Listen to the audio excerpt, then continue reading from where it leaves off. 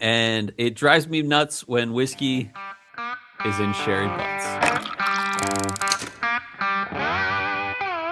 Welcome once again to Chill Filtered, the podcast where we drink whiskey so you don't have to, but you probably should. You probably are. Hey, that's why we like you. Thanks for being a part of this week's episode. Really quick, some business to get to. Hey, subscribe on YouTube, but not only subscribe, hit that bell button, as they say on the YouTubes, because that bell will tell you, hey, we just released a Reentry Buzz episode, or we just released a new episode on Monday.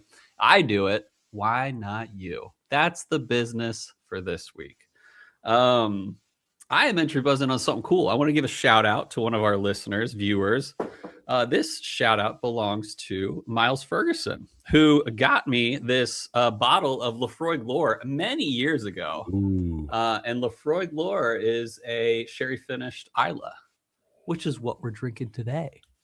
So I thought it'd be a really good, and I only have I don't have enough for it to be a bottle kill, but it's getting there. So nice. I was like, what is it? Loch Gorm is Oloroso finish. Kilchoman. So I was like, all right, I know I've got single barrels, and one of them's surely Oloroso, so I'll just do that. And then when I finally went to go look, I've got a PX cask matured, and I've got a Ruby Port cask matured. The Comreich, however you pronounce that, is batch 5, which is that's a port, baby. Also Ruby Port. So I ended up being like, oh man, like I thought I was going to entry buzz on cask strength Kilchoman, but apparently not. So then I was peeking around. I was like, do I have any Oloroso? And my Randall Jank bottle here, Whiskey Shaman. This is what he sent for Christmas, and this is First Fill X Oloroso Hogshead. So nice. It is a space side though. So, but I just wanted to stick on the Oloroso theme. So, and I just conveniently have these other Kilchomans I was just talking about sitting out next to me. So maybe I'll sip some of those too later. Who knows? Anything can happen. Sky's the limit. You know what's crazy is that in my research, the Laphroaig Lore is first maturation is American oak, ex-bourbon. The second maturation is let me select suitable barrels containing a range into 19th century style quarter casks for second maturation. And then there's a third maturation, which is large Oloroso sherry cask. So it's not the same. What we're drinking today, as you mentioned, which I'll mention in the history, is fully sherry matured, which is different than sherry finished. So I'm excited to try this Kilchoman. And an early shout out to this baller. We got a lot of great shout outs today. Ben Klepzig, who sent us this I mean, it's got to be years ago he sent us this, because we've been trying to drink this for a long time. Yeah. I've been so excited about this because back like 2-3 years ago in my like I'll buy just about anything and everything phase, I had gotten a Kilchoman and I liked it a lot. And then I was at Trevor's and the guy was like, oh yeah, these are the new 2022 or whatever year it was. Loch Gorms, they do this release once a year, and it's beautiful black. The box is black. Yeah. And I was like, oh man, well, if I'm gonna buy another Kilchoman, maybe I should just buy this. And somehow I convinced myself not to. It was in the peak of my impulse buy days, and I didn't. I think because it was like $140, and I just wasn't down for paying that much, having no idea what it even was at all. So I can't believe I never bought one. I've been really itching to try it, and I specifically remember when I got all of Robbie's samples. I remember seeing this one in there. Wow, so, it's been that long since Ben sent this. I am quite sure that Robbie had this sample before me. And I mean, this sucker came out in 2021, so I wouldn't be surprised if Ben got this in you and Robbie's hands in 2021, 2022. It's possible. Yeah.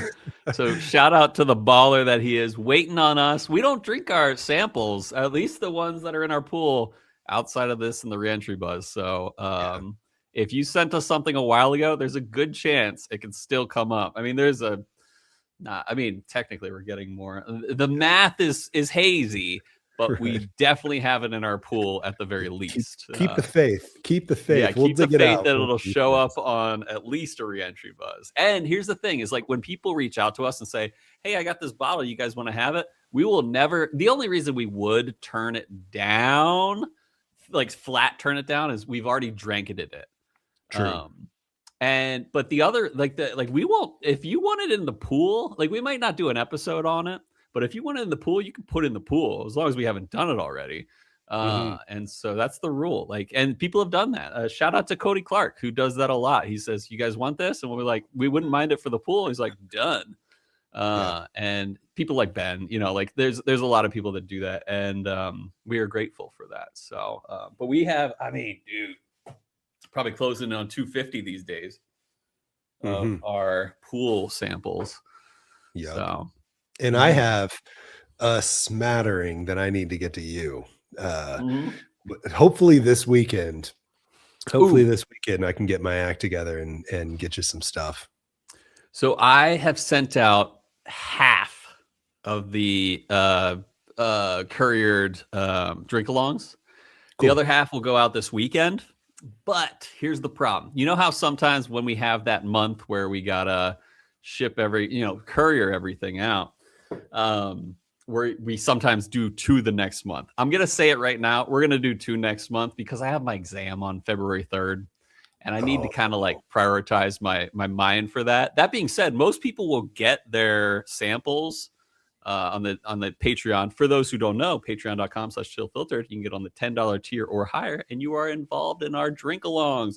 But anyway, those who haven't gotten theirs yet, you'll get it pretty soon. That being said, we will do a January drink-along in early February. So, hey, if you pray for my exam. February 3rd, if you cross your fingers for my exam, February 3rd. Hoping to do well. I haven't fought anyone yet, and we are in game mode. 11 days out, and I might fight you on the street. So that is that.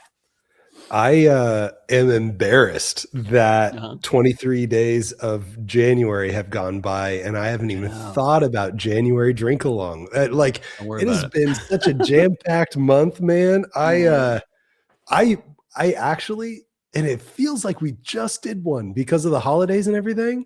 Yeah. So I would have bet you money, man, that we had done one in like the first week or 2 of January. It just feels like it. Yeah.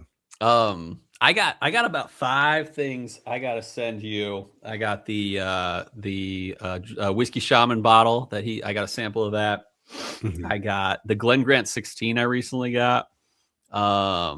Let's see. Another the Octomore 10-year. That's on there. Oh yeah. I forget what else. Oh no, I have a JT Mellick 6-year that I got to send your way. And then I got to send you a little bit of what I got in the mail today. And by mail, I mean UPS. Ayo, another single oak project. This one's barrel 7. Oh, cool.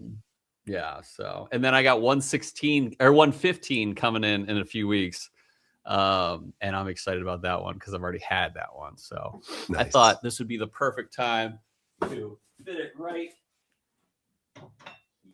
Look at all those tiny little bottles. I know. Aren't they cute? There's 6 of them now. Right. So yeah, but here's the thing is that the other thing about the single oak projects is apparently when we reached out to Buffalo Trace /Sazerac, they said January is the release date, or at least the announcement date of the single oak follow-up. So I'm hoping that'll happen soon. Yeah. And another thing.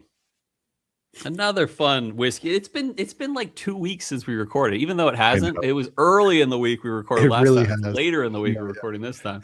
I am fortunate enough to say that in Virginia, terrible control state, I was able to score a George T. Stagg this week. Not in my hands yet, but I have paid for it. Through an entry in the Virginia ABC lottery this week. So I am stoked. Congrats. Dude. Congrats. So when do you think you'll get it again? In the next week or so. Next week or so. Nice. Are you just going to, you know what you should do? You should open it when you're done with your exam. That's a great idea. Or I should wait till I hear my results. Either way. No, don't wait. No, All you're gonna right, need right. it. You're gonna Because need then it if on I the day. fail, I won't open it. Yeah, right. Yeah. Yeah. And this way, if you fail, it's open already, baby. Yeah. Mm-hmm. Yeah. No, that sounds good. I expect to pass this time. I got a Good. 5 last time. 6 and above is passing. So all I got to do is do a little better than last time. And my practice exams lately, I've been doing great. So we'll see. Good. That's cool. What about you? Dude, just so much. I believe it. So Sam and I went to Universal Studios. Yeah, that's right. Universal Orlando.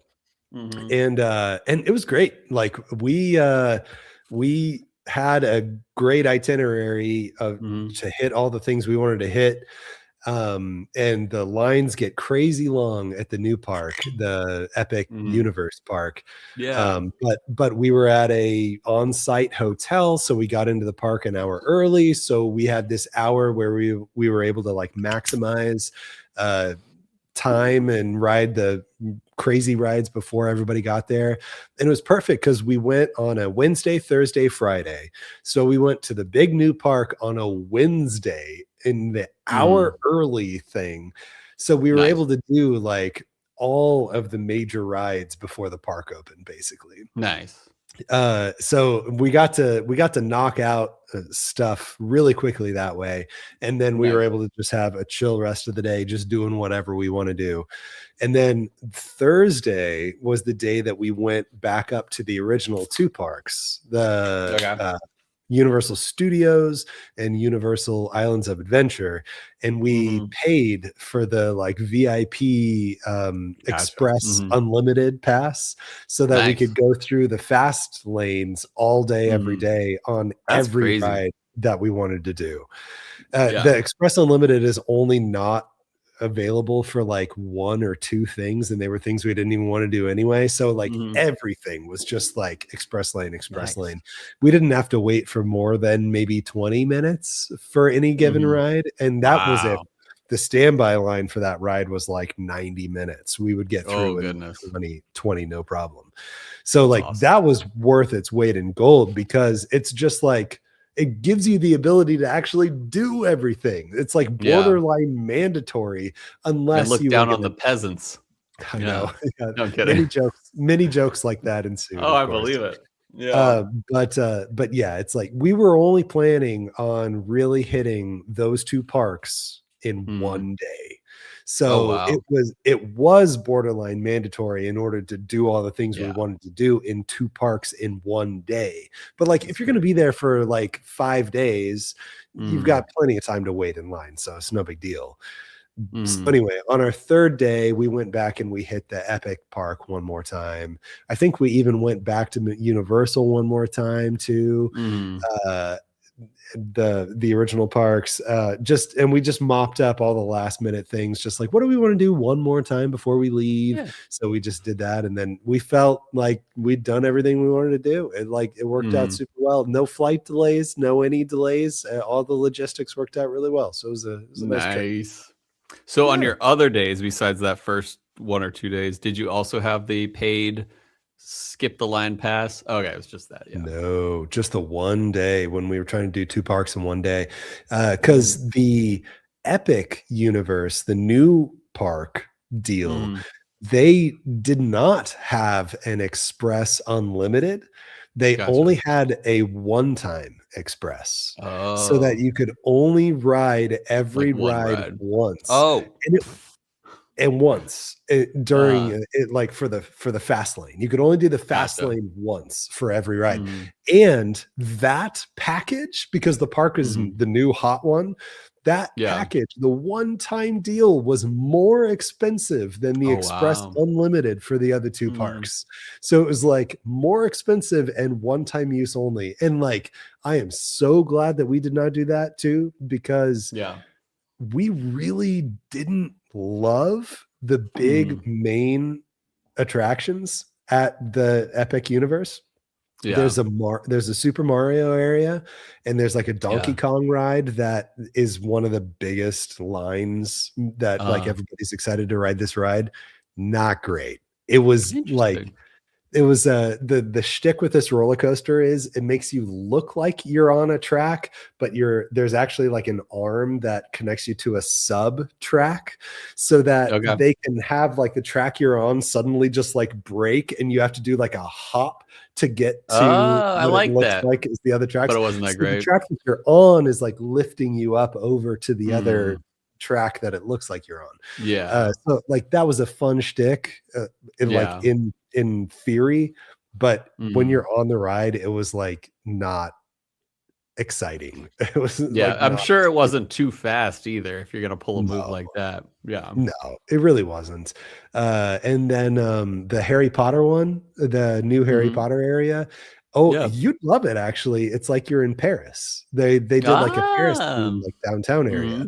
And then the ride is like Ministry of Magic. And like I am a Harry Potter fan, but like Ministry of Magic, like I don't care about like the Ministry of Magic. And it was really like the Fantastic Beasts theme rather than the original Harry Potter theme. And I'm not a huge fan of the Fantastic Beasts movies anyway. So like it was fun, but I did not like enjoy it. And the ride was super screen heavy. There was only there were only like 2 or 3 big like animatronics that we got to see on the ride, and everything else was like, whoa, we're going to a new screen now, and then the screen has stuff happening and your chairs bouncing around and blah blah blah. So that I was happy to have only done that once too. I didn't need to do that again, and if I had paid for an express pass for that, I probably would have been pretty sad. But that's how I felt about what we should do. Go ahead. I should say the thing I really liked, though, the main reason that we went was How to Train Your Dragon. Sam and I are huge fans of the How to Train Your Dragon movies. And the land that they set up for that is super fun. Was it like Scotland? Viking, Nordic, everything. I mean, fire everywhere, like fire pits and like big dragon thing with like fire coming out of its mouth that like lights the path that you walk around, and like a big mountain and lakes and green grass. And it was just like, it was super, super pretty. And that like, I could have spent all day just walking in circles in the Burke area. It was fantastic. I love that. Yeah. You know what we should do? Me and Heather are planning on a November trip to Disney World. Oh, cool. Come and bring that little sweet Emma with you. There's a world where that actually happens. Yeah. I mean, I'll talk to Heather, but I have no doubt that she'll be cool with it. Yeah. Yeah. And we might, like, no promises, but we might be able to even get a suite in our Disney Vacation Club membership thing. So we might even be able to split the hotel somehow. So dang. All right. And it would be a resort stay, so you wouldn't have to stay off or anything like that. So we'll figure that out. I'll talk to Heather. Yeah, but it would be cool to see you and Sam and that little sweet Emma. Dude, she's for real. Emma, I have not talked about Emma in a long time on the podcast. Talk about Emma. Come to think of it. She is just the best. Dude, like, there are so many great stages for kids, and I'm so glad to hear that Emma is in one of those freaking stages. So, I mean, you know, there are times when she is a little uncooperative, and she has totally been testing boundaries. I'm like, Emma, not a step. Don't put your foot there. And she'll put her foot there, and then I'll take her foot off and I'll say, not a step. And then she'll like stand there and she'll look at me and then she'll put her foot back on, and then I have to be like, not a step, like immediate, like, good parenting. Consistent and immediate like boundaries, you know, trying to do that. And then, you know, if she does it enough times, it's like, okay, clearly we need to just leave now. So, but that being said, she's just such a happy baby who sleeps very well. It's incredible. And great. like the daycare people, like all the daycare people are like, I'm not supposed to say this, but Emma, I love that. That's what they say about Beck, and I'm like, darn right. Like, I know, yeah. Literally today, I passed Emma um, off to her teacher at daycare, mhm, and the teacher was coming over to get Emma from me, and the teacher mhm. was like, "Oh, my favorite," and Oh, that's great. quietly, like Mhm. to me, like when she was getting Emma. Yeah, that's great. No, She's it's yeah. she's just like she connects with you, and like Mhm. she looks at you, she looks you in the eye, and she like talks to you and interacts with you, and she's like happy while doing it, and she And wants waves. to, yeah, oh yeah, I get her to wave at everybody, man. Mhm. And like, That's and awesome. she repeats things that you say, and it's just like it's a great time to be That's alive. awesome. You know, it's you mentioned that, and it just, yeah, like there are gonna be, like, you know this as well as I do. There are gonna be hard times with like hard phases. And I have committed to this thought is like everything's a phase. And she will, like, for example, Beck, like what do you call it? Disney was rough, but Christmas was awesome. Like, Yeah, and she got right back on track. Beck is so friggin' sweet. Like, she is just the sweetest little girl ever.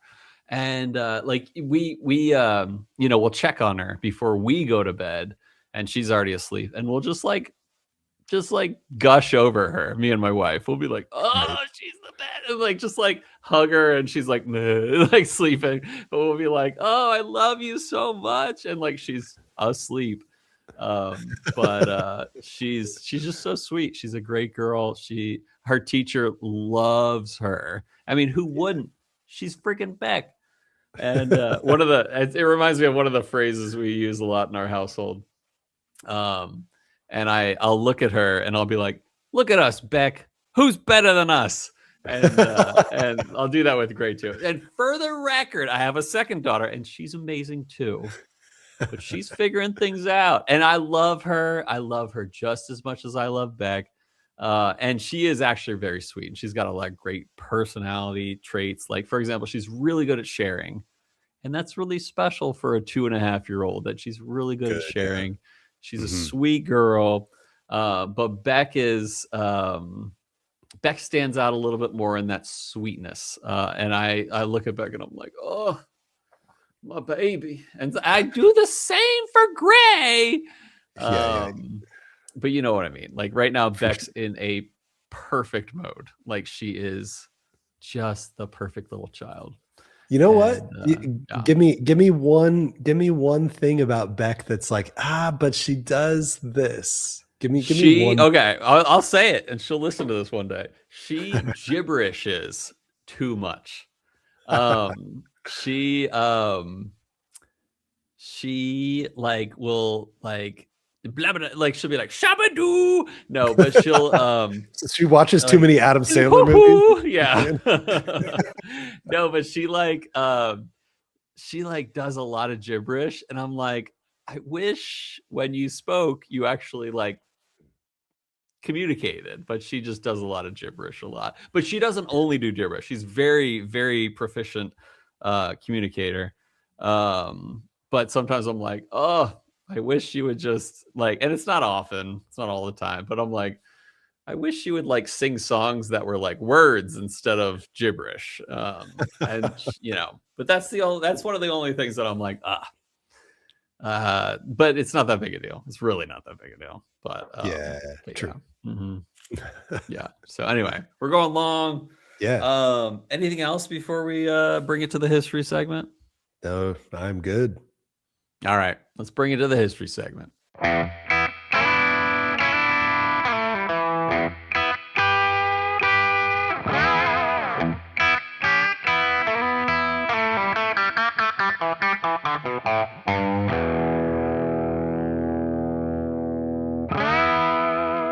We're back. Hey, some quick notes to get to. We forgot to mention this, Brian. Oh, We have a barrel pick that's live on Sealbox. That's right, oh Box of yeah. Seals. Check it out. Hey, it's official. We announced it, and we shared it with the people that were there at the barrel pick. Oh, I thought that was it. I was like, did you get No, it already? No, check it out. We got our Driftless Glen rye, cask strength rye for the record, barrel pick, and it is available on Sealbox. We only have so many bottles, of course, and we're not just saying this to say this. We literally only got like 10 cases for this one. And so if you want a part of that, go to sealbox.com and search Driftless Glen or Chill Filtered, and you'll find it. We'll probably put it up on Instagram this week and say like, hey, if you're interested, go ahead and buy it. But I really mean this. There are only 60 bottles, and I imagine at least 20 of them are already gone by now. But that was because we only reached out to the people that were there at the pick. So it is official. If you want a bottle, get a bottle. It mean a lot to us, but we're not on the line for it. We don't need you to do that. They'll sell eventually. And I want to be clear about that. Like, we don't need you to buy our pick. But we thought it was delicious and we thought it was worth picking. And we actually went out of our way. Bryan was a little, what's the word, Bryan? You were, tentative? I don't know what you're getting at. No. When you were like, hey, can we try a few more barrels? And we tried a few more barrels. I was picky, man. I was picky. Picky's the word because we were at a pick. And we picked a pick. I didn't even think of that. So he was picky at the picking of the pick. And so we were happy with what we got in the end. And I hope you're happy if you buy one. So, but like you know how it goes with some creators where they're like, it's going to be the best thing that ever happened out of Driftless Glen. I assure you it is not. But I assure you it is good. And we don't need you to buy it. But if you want to be a part of the Chill Filtered family in that way, please do. So that's all I got to say about our Driftless Glen barrel pick. So we liked it. We liked it a lot. All right. Well, I don't know how long this is going to stay live, but I just made a tinyurl.com/CF driftless. tinyurl.com/CF driftless. All one word. Yes. Driftless. Okay, perfect. Do that. Get on it, people. You remember when Google used to do a shortening or a URL shortener? It was like, I probably used it, but no, I don't actually remember that existed. You know what? Shut it down. I was helping my mom out with some computer stuff the other day. Okay. And there was a folder there that was called, what was it? It was Google's like Twitter, Facebook thing. Oh, Google Plus. Oh, it wasn't even that. It was like oh wow. It was like predecessor to that. Oh, I'll have Google to look Groups. No. Oh, okay. But anyway, the name was so unfamiliar to me that I had to Google what it was. Nice. And I was like, oh, after I saw what it was, I was like, oh my gosh, I remember that. But like I had forgotten all about it. And do you remember? Go ahead. No, you go first. So do you remember that joke we made about funny file extensions? And we were like .updog. Oh yeah. Man, I was like hoping you would say something about like, I found this file on our computer .updog, like Bryan.updog, and I had to click on it. Yeah. And then it was just the regular video. Yeah, exactly. Double side note, since we're talking about Google services, I just signed up for Google Fiber actually. Ooh, came to Phoenix, baby. Yeah. That's gigabyte worthy. Right. They were installing in my neighborhood. Nice. Well, so yeah, actually 1 gig is the lowest it goes, and that's like $75 a month. And then 3 gig. 3 gig is $100 a month. But I was like, I don't think the network ports on my devices like can handle 3 gig. So I'm just gonna do 1 gig for now at least. I can always upgrade if I want to, but that's good. Yeah. I remember when fiber first came out, and it was in like Austin and like Kansas City, and I was like, I hope they come to Colorado Springs or wherever I was living at the time. But now I got fiber Verizon stuff, so it's good enough for me. What do you got? Google Buzz. Oh man, that's old. Yeah. Right? Mm-hmm.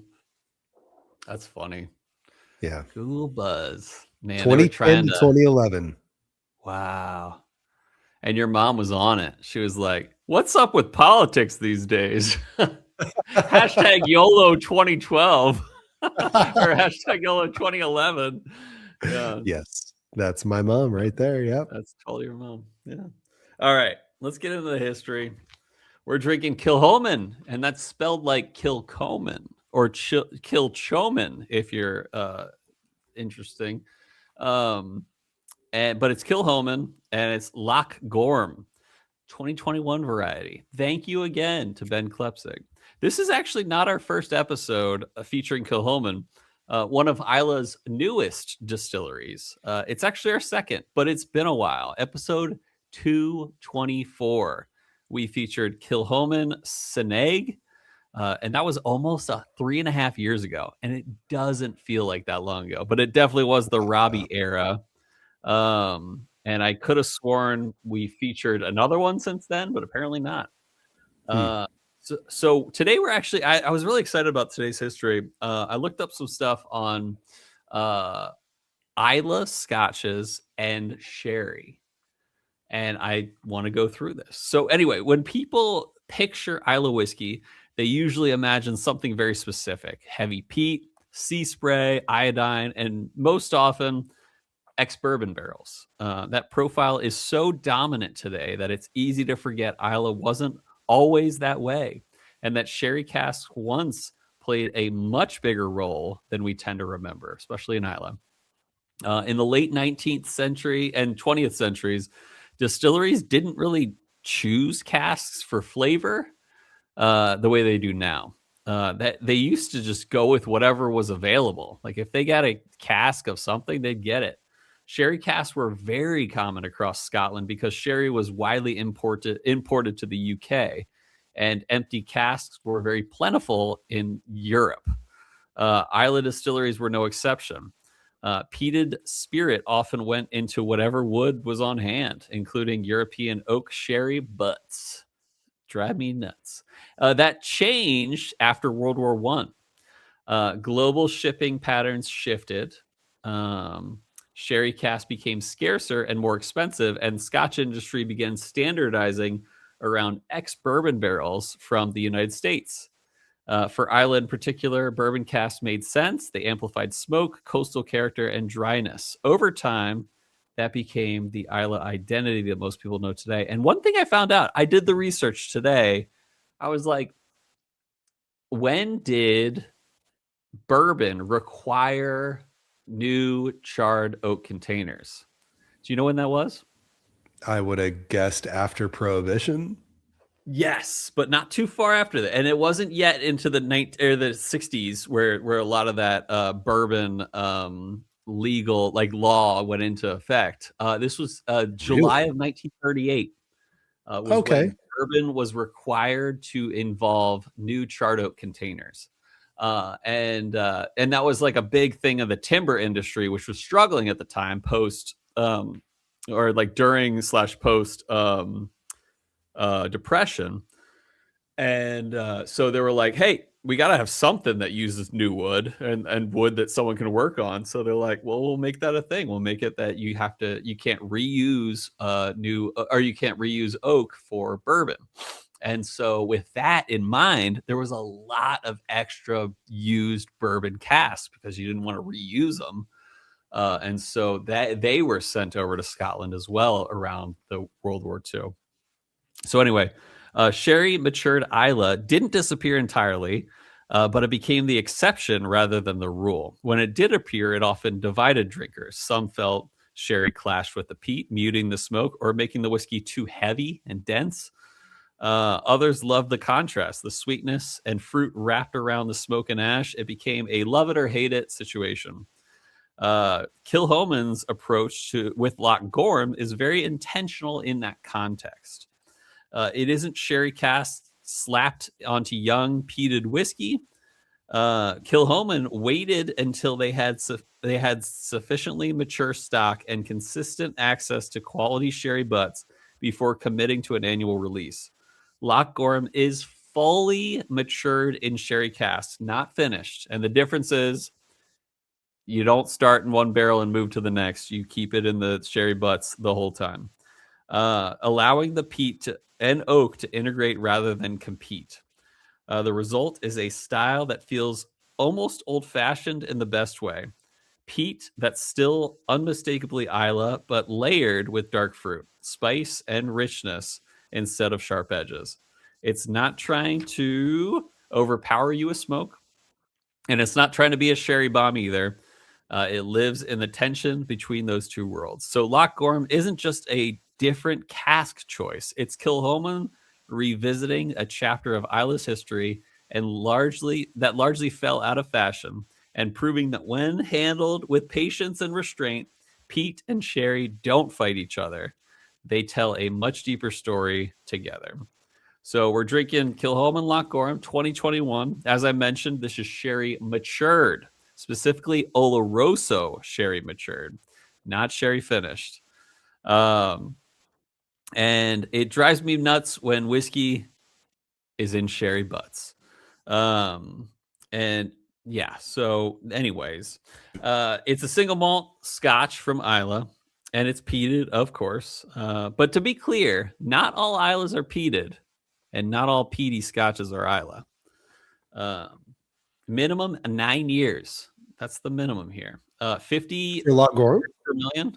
Yeah, Loch Gorm is minimum 9 years. cool. Or at least this one. 50 ppm on the phenol scale, which is higher than Lefroy. It's up there with like typical Ardbeg, to be honest. 92 proof, and there was only 17,000 bottles produced, which kind of feels like a lot, but it's not that many. Total wine price, it was about 100, apparently, at the retail level. So, back in 2021. yes, yeah, maybe this speaks more to demand than anything, but I know that when Loch Gorm comes around in Phoenix, it sits for about a month, 1 to 2 months. And like, I'll see Trevor's get 6, and I'll watch those 6 disappear one by one over the course of the next like month and a half, really. But it is, I don't know, 140, maybe 160 now for Loch Gorm. But man, I'm really excited to try this. I did already pour. And I took some sips of my PX sherry Kilchoman just to like get on I wanted to funk it up, get on the funky barnyardy Kilchoman train before jumping into Loch Gorm. I'm so excited for the proof of this to see what kind of favors it does. Cause I mean, 92 proof, we'll see how that does.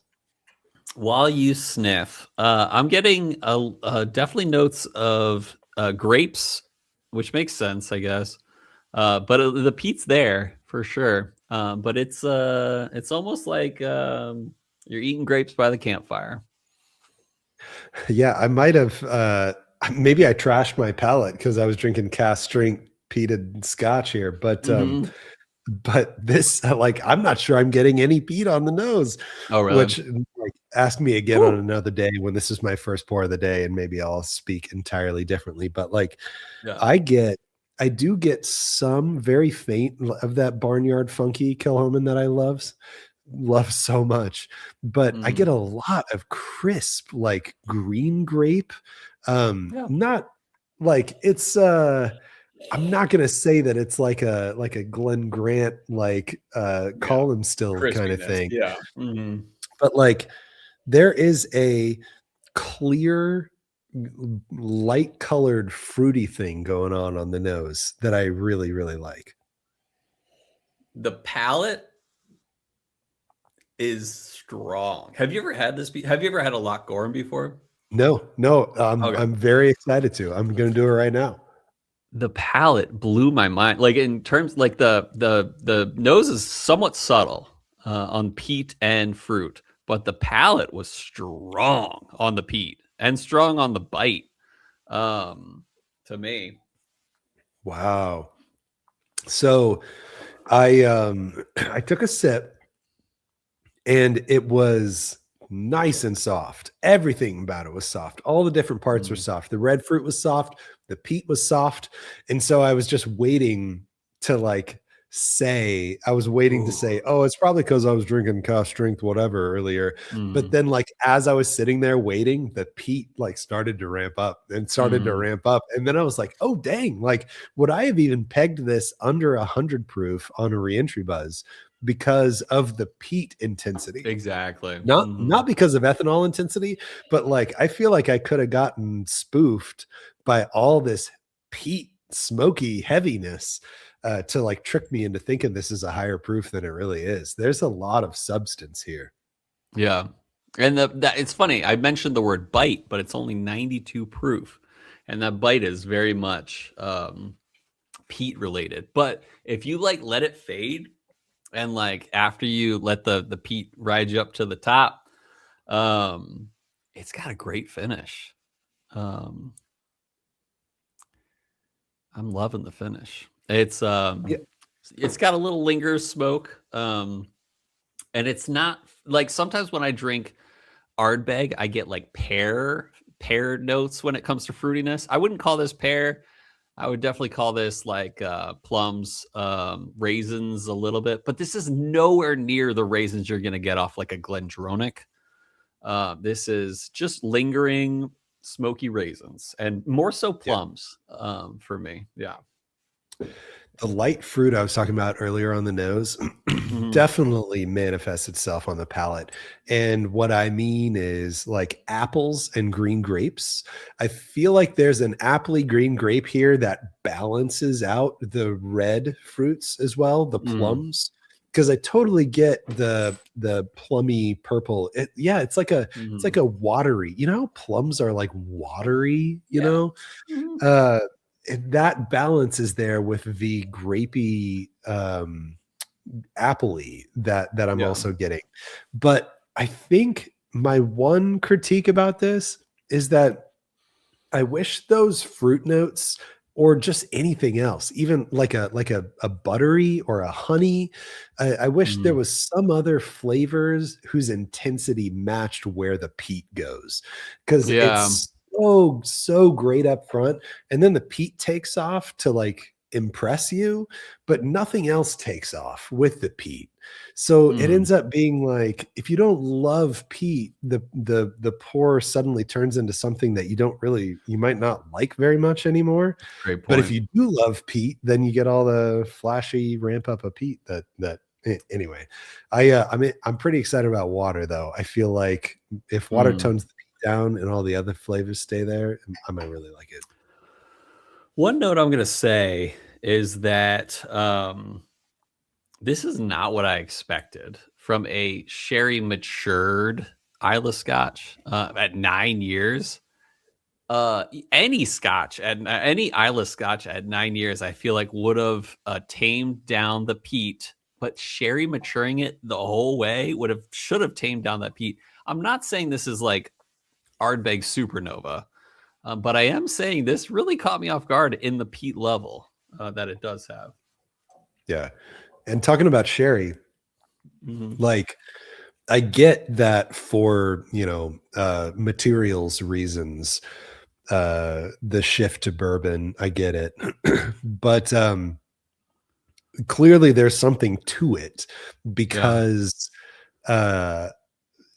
Bruichladdich, Octomore. A staple of their line is to have the .1s be bourbon and the .2s to be wine of some sort. Usually, well, I guess I can't say usually. I don't actually know, but I know that .2 is the wine cask finish line, be it sherry or whatever. So, like, if they're doing it on Octomore, which is like ridiculous BPMs, like there's something to it. Yeah. I would say on the water pour, it's all tamed down a little bit, including the peat, but not as much as I expected for the water to tame the peat. I would have expected the water to bring it down a little bit more, but there is still a good amount of peat. It flattens out that grapey note. It's not bad. I think I prefer it neat though. It's a little more sharp neat, and I kind of dig the sharp angle it comes from. But anyway. How much water did you add? More than I probably should have.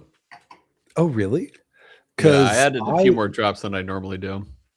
I put 15 drops in probably 3/4 of an ounce. And I love the water pour now. I think the fruit turned a little more towards the plum direction, and the peat got tamed way down. So it really brought it more level like I hoped it would. Is your ice sinking? We'll see what I don't know. I think it's more floating than sinking, but you never know these days. I wonder what that means. Like, there's a correlation between whether my ice sinks or floats versus how good the whiskey is. I almost sent you something I saw on TikTok the other day, but like you child. No kidding. But TikTok, you TikTok kid. No kidding. No, I'm joking. Yeah. Dude, the memes that Sam and these days, with their the memes that Sam and I send back and forth together on TikTok. It is the linchpin of our relationship. No, I'm kidding. So it adds the cherry on top to your relationship. At least. There you go. Yeah.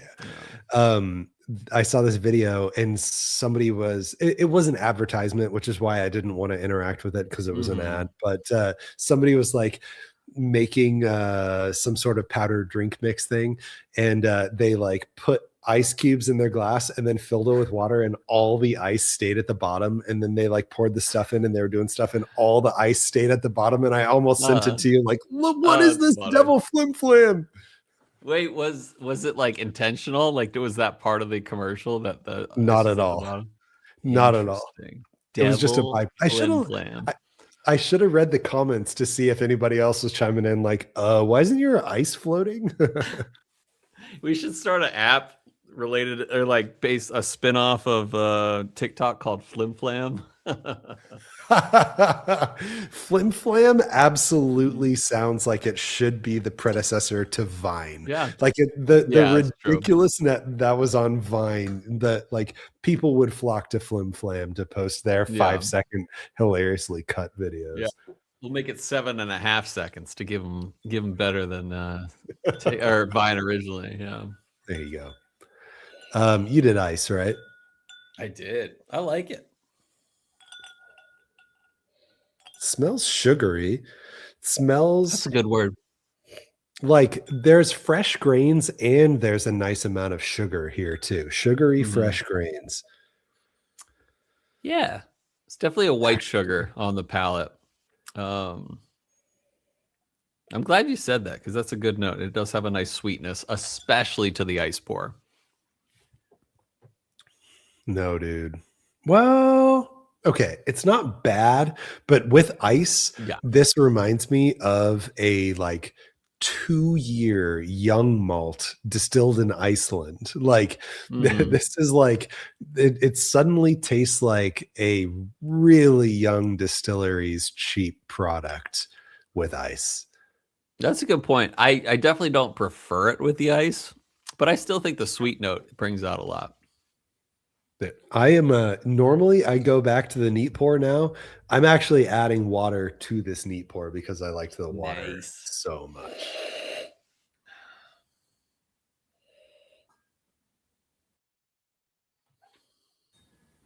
Kilchoman. Flimflam.com. Yeah. That'd be fun. The old Flim Flam. Actually, surely flimflam.com exists. Are you looking it up? Oh, if not, we're gonna make money. No, but do it.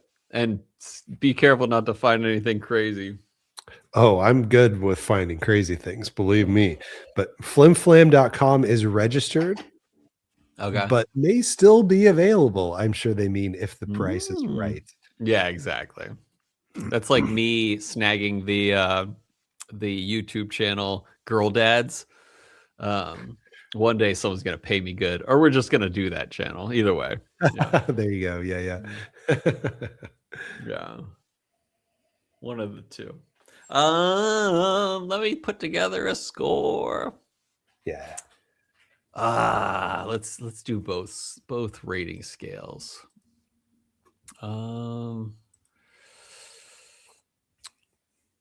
Dude, heck yeah.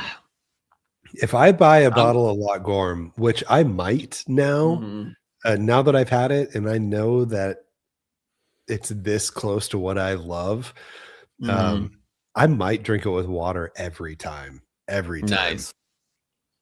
That's why we do it, for science. I'm gonna give this an A-. A is extremely solid and well-rounded. No substantial negative comment can be made. B is clearly stands out. To me, it's right between the two and a little bit above a B+. I like it. I give this a 9 or 8.95. I don't know if this is Hubba what, or possibly or whatever, but I do think this is really good. I hate to say it this way though. I prefer the Ardbeg profile over this. There's not enough like salinity here.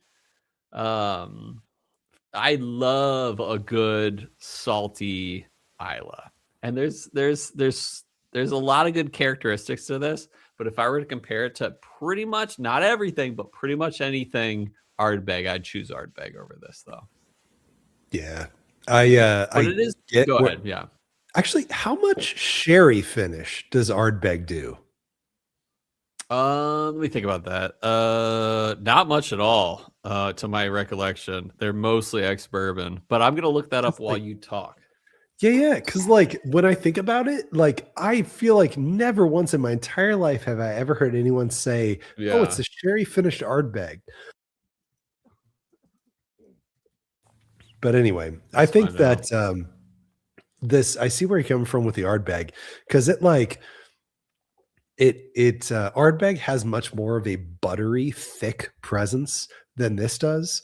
It might be because of those sherry casks, the spices, the red fruit, but if I'm getting this much peat, I do like it to have more of a buttery backbone, more weight to that, and more honey, more butter. So as positive of things that I did have to say about this, it's still going to land for me at the B+. Because extremely solid, well-rounded, no substantial negative comment can be made is the A range. And I think that what I said earlier is a pretty substantial negative comment, that the peat kind of ramps out of control and nothing else swings up to match it. That the proof is probably why that happens. The fact that it's only 92 proof. So anyway, I feel like because that peat ramps up so much and the balance is really lost, I'm going to give it the B+, well above average still. Clearly stands out to me personally. This stands out to me because it stands out to me in the same way that all Kilchomans stand out to me. They have some awesome barnyard funk. They have some youthy, fresh grains, but some sweetness there too.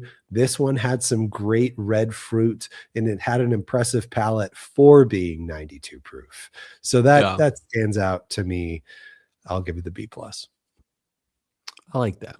All right. To answer that question, does Ardbeg use sherry finishing? Uigeadail is a mixture, a combination of ex-bourbon and sherry casks. Ardbeg 25-year-old was a limited edition release that included sherry cask finishing. But Eureka, the recent committee release that we actually did for a drink-along recently, that was PX sherry finished whiskeys. Wow. And then they had a Y2K version that was the 24-year single malt finished in Amontillado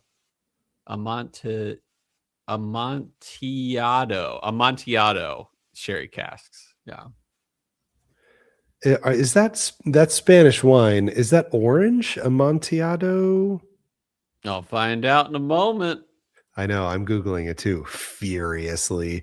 Amontillado is a distinctive dry sherry from the Jerez region, characterized by an amber color and flavors, blah, blah, blah, blah, blah, featuring hazelnut dried fruit notes. So no particular fruit direction for Amontillado. Yeah.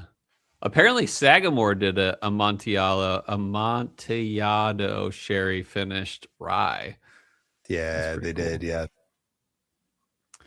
But now we know. All right. Now that we know, let's send it to our next segment of the show that we like to call Whiskey World News.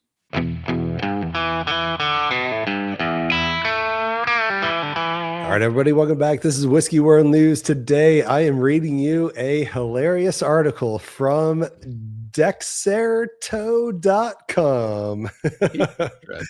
All right, so apparently, Pabst Blue Ribbon teams up with Godzilla to release a gigantic 99 pack of beer. It keeps getting better every year. That's great. So Godzilla is the king of monsters, and while the king of beer may already be taken, Pabst is coming for that title. On January 15th, which was like half a week ago, the beer company revealed a massive 99 pack as part of a team up with Godzilla, with each can featuring special artwork from Toho's legendary monsters, including Mothra, King, Ghidorah, and Mecha Godzilla. It's not our style to spend millions of dollars for a few seconds of airtime during the big game, said Rachel Keaton, senior brand director of Pabst Blue Ribbon. Instead, we're getting in on the postseason action in a way our drinkers can have some fun with. The Godzilla 99 pack is here to loudly crash tailgates and watch partiers everywhere. And watch partiers everywhere? That's weird. With the Super Bowl in February, the collab is a perfect time for fans to get their hands on blah blah blah 99 packs and 99 cans of beer. My throat's killing me here. 99 cans of beer for $99. That is the end of the deal here. There's a picture on the site I'm looking at. Feel free to Google it for yourself. I'm looking at it. 99 pack of beer stands honestly probably 8 feet tall. If you were going to get one of these, you got to bring like a friggin' truck. And apparently there are only 4,000 of these distributed nationwide. So if you see one, you got to jump on it. Cole, are you going to buy a 99 pack of Pabst Blue Ribbon? I'm going to answer your question with a question, Brian. Would you spend $1 on a PBR 12 ounce? Nope. It's funny. The origins of this podcast was with me and Adam Rossed, and Adam's beer of choice. He would get like 12 packs of PBR and just drink, and he would give even the tall boys of that, and he would drink like 3 of them before starting the podcast. That I don't know. Yeah, I certainly wouldn't spend. I mean, I might spend $1 on a 12 ounce of PBR, but I would not spend $99 on 99 PBRs, because then I would have to finish 99 PBRs. So I have distinct college memories of PBR and nice. Of trying PBR, and like genuinely, it can't be more than 3 times, and I think it's only 2 times in my entire life have I ever sipped PBR, and both times I was like, this is seriously the worst beer I've ever had in my entire life. That's so funny. If the roots of this podcast are based on PBR, this is my last episode. Don't worry, we've drifted a little bit. Yeah. Okay, good. Very good. That was kind of a joke. What Whiskey World News? What whiskey would you news? I do want to also say Del Bac apparently is retiring Frontera. So some words that they had to say about this. They said, "We're incredibly proud of Frontera," said Whiskey Del Bac's master distiller, master blender, and director of operations, Mark Viertaler. We love Mark Viertaler. Shout out to Mark Viertaler. But as we look As we looked at ways we could streamline our portfolio, we needed to make a tough decision somewhere. FYI, the remaining Global Cask Collection series, the Calvados Finish Normandy and the heavily mesquited Ode, they will also become available year-round in 2026, making it easier to get those two releases. But Frontera apparently did not make the cut. And first off, this is my only point, I think. Props to Del Bac for just axing a product that their product line didn't really fit with anymore. That's awesome. I'm happy that they're sunsetting something that doesn't fit in the brand anymore. And I know I loved it because I don't personally own a bottle of Frontera and I don't personally own a bottle of Normandy, but I have tried both, and on multiple occasions, I have been like, dang, this is delicious. So I know it's a quality product, and I'm proud of them for doing what's right for the company. You know what it says to me, though? That the whiskey industry is struggling. Ooh, fair. And it makes sense. People are buying less. Well, also the sentiment of the Normandy and Ode will also become available year round. Well, side note, Ode was available year round in Phoenix, at least. Yeah. I mean, obviously we're the large city in proximity to Del Bac. Yeah. But yeah, Ode was literally on shelves the entire year last year at all Total Wines in Phoenix. So anyway, that also speaks to the whiskey industry and people's willingness to spend money on things and whatnot. I sure hope, though, that Ode is still going to be a batched product. I imagine it still will be. Yeah, because I like that there are slight differences year to year. Yeah. Well, and the idea of these are the casks we had this year, so this is the product we made this year. There's nothing wrong with that. That's how Springbank does it, or at least used to do it.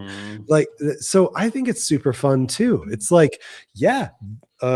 years ago we decided to make a rye whiskey that's mesquite charcoal filtered, so we have some extra rye barrels laying around, so we rye finished this batch of Ode. I think that's super fun. And honestly, the second I see batch 4, the one that only says Ode on the label, the second I see that at Total Wine, I'm buying me one of those, because their cask makeup this year, whatever it happened to be, is it directly identifies with what my interests are. So heck yeah, I'm buying a batch 4 Ode. Dude, Ode is so good. I was just sniffing I think this is batch 1 or batch 2 maybe of Frontera. It is Twizzlers on the nose. Wow, I love crazy Twizzlers. You didn't take a nip straight from the bottle there? You didn't do that? The old swig a swig? Swig it a swig? I'm a terrible influence here. Twizzlers, baby. Twizzlers and sherry. Man, they're doing good stuff down in Tucson. Love it. But not anymore, apparently. No, I'm kidding. They still got the best one small and distiller's cuts. Yeah. Yeah, that's true. They did say keep an eye out for those. So yeah, one small part of the Del Bac portfolio going away. So I guess if you really love Frontera, go gobble them all up here, because they are on their way out.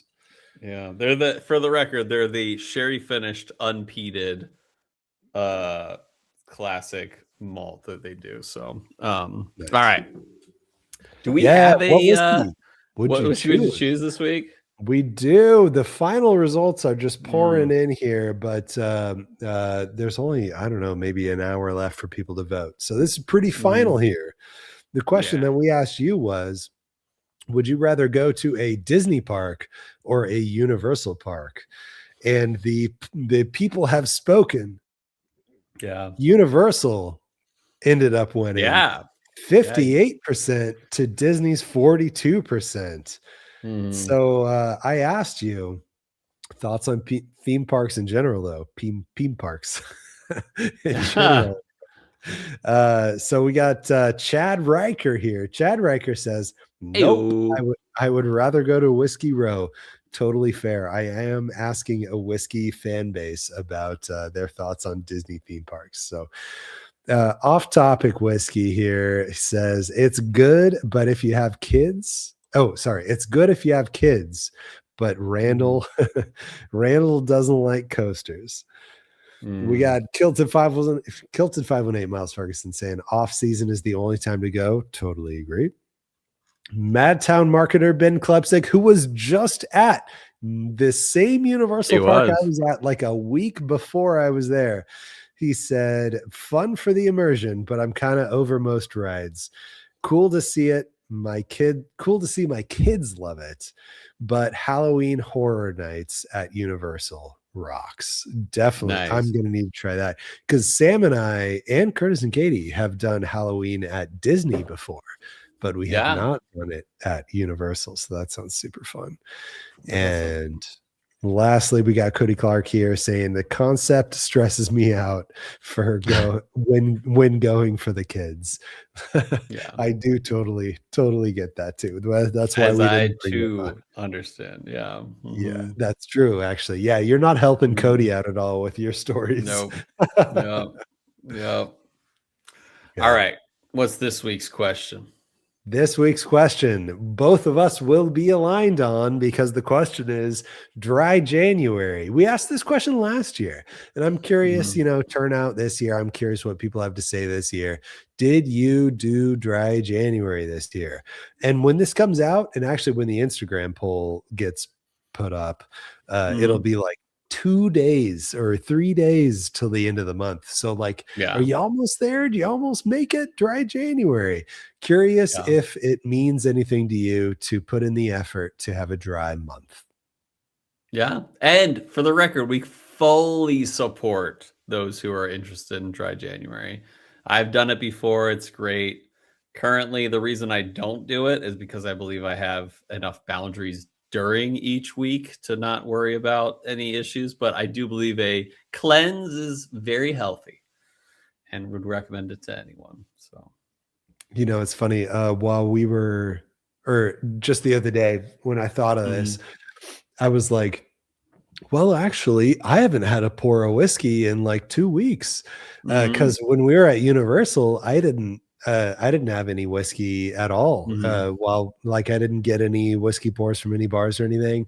And then when we got home from Universal, you could probably tell I'm a little sick right now. And I've strategically muted a couple times earlier to cough. But I haven't had any whiskey like this week because I've been recovering from a cold. But the funny thing is when I was thinking about have I really had a dry 2 weeks? Like, no, actually we got a ton of cocktails at Universal while we were out. I just haven't had straight whiskey for like 2 weeks. So anyway, I was really looking forward to this and finally having some whiskey pours here. But yes, no, I did have like a dry week or so while I was sick, but that's about it for me. That's cool. Yeah, we support that. We were interested in if you pulled it off or if you intended to pull it off but didn't pull it off. We're interested in that. So curious for the stats. What do you say next week we do a blind sampling of the Single Oak projects? Oh, heck yeah. That sounds fantastic. So we probably won't put it up to a 2-pick Tuesday this week. But we have, like 9 or 6, at least 6 different barrels of the Single Oak project. And we want to blind them. We want to see what's truly best. If 80 deserves the true winner of what we have. What do we have? We have 7, 10, 110, 84, 127, 80 and 7, and then you got 2. I don't know if we'll be able to pull those up, but you got at least 74 and 79. Yeah. Perfect. Yeah, that's a lot of drinking in one night, but we'll do it given for science. Given the fill level of those, no way you're getting those in time for that's all good. Yeah. Oh, are they low already? Oh, I'm sorry. What I mean is I know that I haven't gotten that to you already, given the fill level. Gotcha. So yeah. No, we'll at least do at least 5 or so. I'm hoping to get you the one I got today, the barrel 7. And soon. Do you have we got to throw in a control, just a strain, just a plain old Eagle Rare pour, or Eagle Rare is a Buffalo good Trace pour? choice. Yeah, I agree with that. Yeah. But we should do the same pour. So I'll pour out some Eagle Rare for you and send it your way. I want to say you have done that recently. I might Eagle have one Rare? of those already. Oh, you did? Because you asked for that. I asked you for one because I don't own a bottle of plain Eagle Rare. Shame. Yeah. So but not it would only be a do really I have good Eagle control. Rare, I have an Eagle Rare from the one that you will drink out of. Which I still have. I have a 1.75 of that, so I know it's from the same batch. So perfect. Yeah. All right, we'll do that, and I'm excited. And you know why we're doing that? We mentioned it earlier on the episode, is because they're soon to announce the barrel 80 follow up, and we're really hoping to get a bottle of that. Hey, I'm gonna put out a shout out now, or please help us now. If anyone sees a barrel of that and they're interested in helping us out, we will buy it off you. Just send us a message. Or if you want to send us 2 samples or something, but we would love to get a full bottle too. I know they're at 375s, so good and bad in that way. So anyway, hit us up if you find one. That is my dream whiskey, is finding the 2026 Single Oak Project. So okay, so if you now want to help me out that way, is the 2026 release from Buffalo Trace, is that going to come in 375s? Is that what you're saying? Apparently. Yeah, that's what I saw on Coming Whiskey. Apparently it's 375, but it might be wrong, but I want to say it's 375. Yeah. Dang. Dude, well, I hope that Buffalo Trace actually releases that sometime soon. Dude, you know what I hope? We reached out to them and said, we basically were like, please, like, help us. If we need anything next year, we need that. And I'm hoping that Buffalo Trace will send us a full 375 of it. Yeah, I'm hoping that Buffalo Trace sends you. You're the one who gets this 375, so I hope that you get that. Yeah, I do too. But most of all, listeners, Sean Ciaro and Sander Sindel, who made this recommendation, I hope that our love of spirits lifted yours.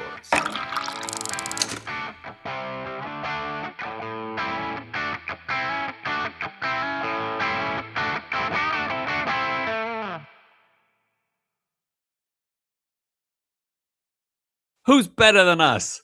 Who's better than us?